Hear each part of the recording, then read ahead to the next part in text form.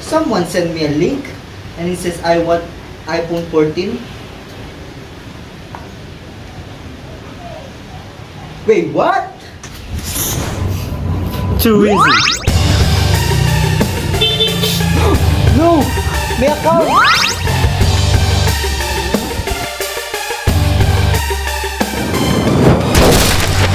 Not on my watch.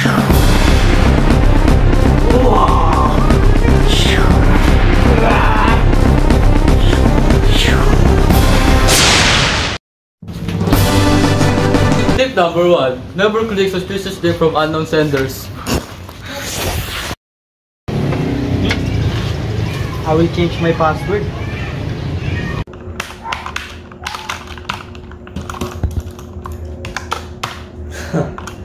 His password was easy to hack. My password was up easily.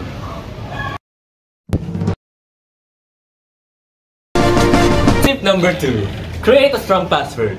Avoid easily guessable passwords. Use a combination of uppercase, lowercase, numbers, and symbols. Ho ho ho! You can never hack me. Ho ho! Why can I hack his account?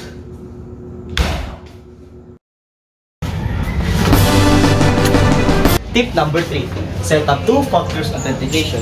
Enable 2-factor authentication on your social media by using code from your email. Oh, free Wi-Fi!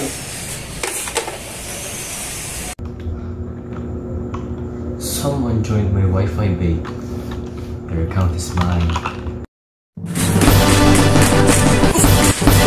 Tip number 4. Avoid using public networks, especially those that are unsecured. Ho ho ho! You can never hack me. Ho ho! Why won't this guy click the link that I gave him?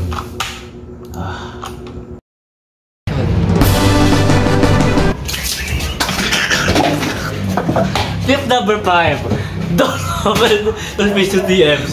Be cautious of direct messages, especially those containing suspicious links or requests for personal information.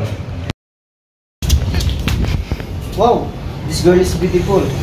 I will add her. I will chat her.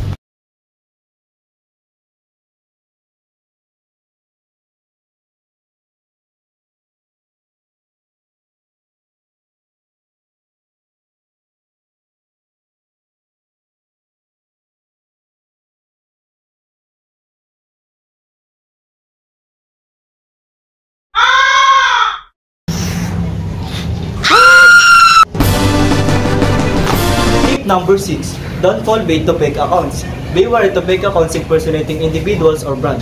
This may trick you. Oh, I'm hacked. Help me.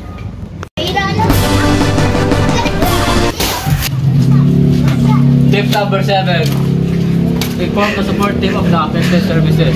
They will have additional information.